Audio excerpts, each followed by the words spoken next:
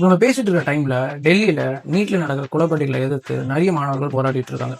நீங்க எந்த கட்சியை சார்ந்த நபரா இருக்கலாம், என்ன ஐடியாலஜி ரெப்ரசென்ட் பண்ற ஆளா இருக்கலாம். ஆனா எங்க கோர் இஷ்யூ என்னன்னா 2017ல நேஷனல் டெஸ்டிங் ஏஜென்சி நீட்ன்ற ஒரு ஒன் நேஷன் ஒன் என்ட்ரன்ஸ் டெஸ்ட்டை மெடிக்கல் அட்மிஷன் டெஸ்ட்டுக்கு இன்ட்ரடியூஸ் பண்ணும்பொழுது 3 விஷயம் எனக்கு ப்ராமிஸ் பண்ணியிருந்தாங்க. முதல் விஷயம் என்னன்னா டிரான்ஸ்பரன்சி இன் அட்மிஷன் ப்ரொசீஜர்ஸ். ரெண்டாவது, கரப்ஷனே இல்லாம மெரிட் பேசிஸ்ல மட்டும்தான் மெடிக்கல் அட்மிஷன்ஸ் நடக்கும்னு சொல்லிட்டு. மூணாவது, காம்பிட்டன்டான மருத்துவர்களை இந்த சிஸ்டம் உருவாக்கும்னு சொல்லிட்டு. கிட்டத்தட்ட 10 வருஷம் ஆயிடுச்சு. ரீசெண்டா 2024 26 சொல்லிட்டு பல சமயங்கள்ல ஏகப்பட்ட பேப்பர் லீக்ஸ். இதுல பிரச்சனைன்றது மாணவர்களுக்கு மட்டும் கிடையாது. ஏன்னா நீட் எனக்கு ப்ராமிஸ் பண்ணது காம்பிட்டன்டான மருத்துவர்களை இந்த சிஸ்டம் உருவாக்கும்னு சொல்லிட்டு.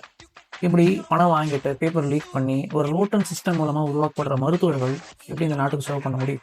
ஆல்சோ ஹெல்த் சிஸ்டமா இது கடுமையான அளவில் பாதிக்கப்படும்.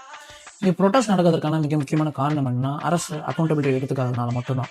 நிறைய பேர் சொல்றாங்க இது பொலிட்டிகலி மோட்டிவேட்டட் ப்ரொட்டஸ்ட்.